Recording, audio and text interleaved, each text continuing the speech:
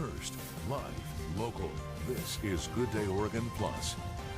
Hello, everyone. This is Good Day Oregon Plus. Thanks for joining us here. We are streaming live from the Fox 12 Oregon newsroom. And there you go, right there. First alert weather day, all clear, meaning the windstorm that we thought we were going to get is not going to be happening. We're going to be talking about that here during this segment. We appreciate you joining us. We live stream here every weekday right after Good Day Oregon. But let's jump right into it right now because we have a very special guest joining us right now from a remote location, undetermined. It is Mr. Mark Nelson joining us right now. Mark, great to have you on here. Yeah, things changed a little bit. Yeah, and by the way, the remote location is my downstairs at home. Super secret offsite, yeah. You know, for a couple days, if you were reading, our story, weather blog post, what we were saying on air, we knew an area of low pressure would either track just up the coastline offshore that can give us strong wind, or it's going to come right up through the valleys, and in that case, we don't get a strong wind. And some of our models, a few were hanging on yesterday saying, okay, it's going to come right up the valleys, it'll be weak, and we just get a little southerly surge of wind. They were right in the end. And starting last night around 6 o'clock, and then we were getting hints like, okay, and by 10 o'clock, we were really backing off on our show at 10 and on, all our digital platforms like this. So basically, yeah, the weakest solution is correct, and we haven't even had a gust to, I believe, above 30 at PDX so far. The breezy south wind is arriving, but it's not going to be much. It'll just be an average breezy day out there, I think. And when you talk about an average breezy day, it's just what's the MPH on that? Gusts like 25 to 35. It's going to be tough to hit 40. Gotcha. It's going to be tough to hit 40, yeah. So what is it about this that changed? Because I know that, you have been saying it was either going to be, all in or all out. Oh, we might have just lost Mark there. Actually, here, I think he's switching over to a screen. There we go.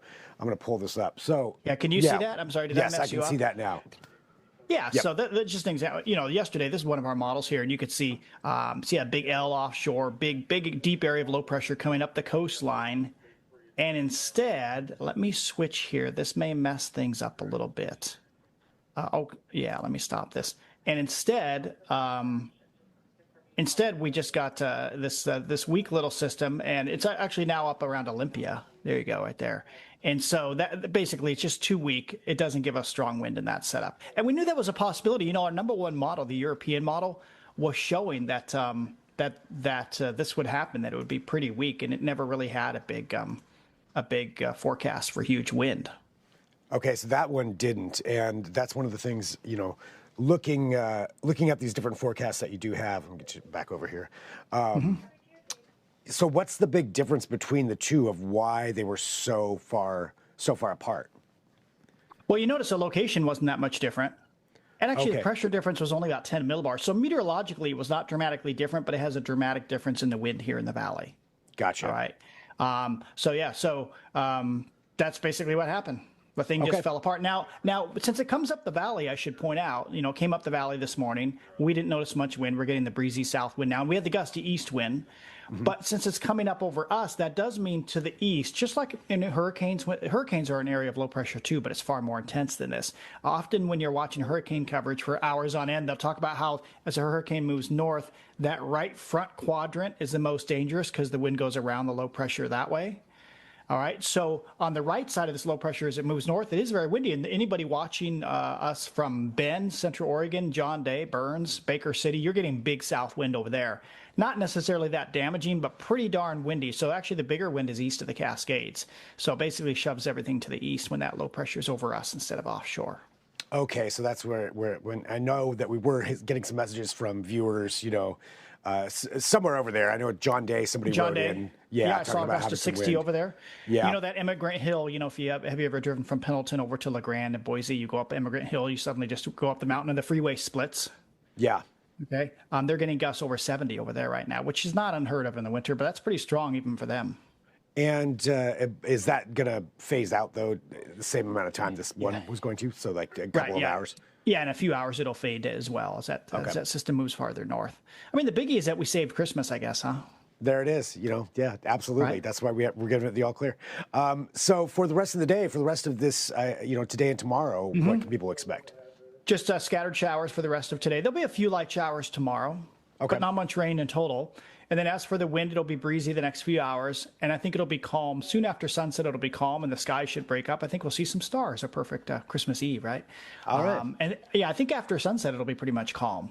So just breezy south wind. I'm sure, anytime we get gusts 30, 35, there'll be a net power outage or two. But I'm just to peg a number, I'm sure less than 5,000 people, maybe only 500 lose power today. At one point, we were seeing those gusts 60 to 70, which would have been a huge mess. Oh, yeah. And a lot of damage. Yeah, that's a lot of damage. Yeah. I mean, this is a good thing. This is a good thing that this skipped over us. So right. So we're in the clear. That's for sure. The canceled message was right on there. All right. Well, anything else you want to let people know about, Mark? I don't think so. Just to be aware that, in case somebody wants to be negative and say, well, did you hype all this up for no reason? No, I don't think that's the case. We very clearly, there was a possibility of a strong windstorm today here in the Western Valleys. And that possibility really existed until yesterday evening. And then at that point, that's when models started backing off. But more models than not were showing the strong wind. So we would have been negligent to say, it's probably not going to happen. The European model's right most of the time, because then we would have had a ton of wind. And people wouldn't have been warned. There's a good reason we do. Weather Service does high wind watches and wind advisories for that reason. Yeah, absolutely. I mean, if we had gotten 65, 70 mile an hour winds, that's unwarned. Huge. If we would have said, it's not going to happen, and then that happens, where were you? How come you didn't give us a forecast? So, yeah, this is the better way to switch. And just say, agree. It's not happening. All right, well, Mark, thank you for joining us again from your secret location there downstairs, and and we appreciate it. And I think if you don't have anything else, we'll let you. No, let you just get back to remember we had a great show last night, 7 p.m. First Alert Weather Extra. We do that right here on the streaming app. Camilla and I went over all the possibilities, and at that point last night, we were starting to see things back off a bit. So that's a great tool for you, and we keep those on our website, kptv.com. You can still watch last night's because it has some pretty interesting stuff about skiing as well. That's right on our weather page. Pretty easy to find. First Alert Weather Extra, 7 p.m. most weeknights. All right, there we go. Mark, thanks a lot. Merry Christmas. Merry Christmas. Okay, we'll bring us back here in studio. So we'll let Mark go. Here's what we're going to do. We'll take a quick break. Depending on what platform you're watching on, I'm live streaming on the Fox 12 Oregon apps and the website. So that's where we're going to be here for the rest of this hour. We'll lead up to our new news. We're going to have coverage of all the other things that we've been talking about here this morning and that we're going to be talking about throughout the afternoon. So we'll be right back with you here in just a couple of minutes with that. I'll talk to you then. I'm Greg Nibbler. This is Good Day Oregon Plus.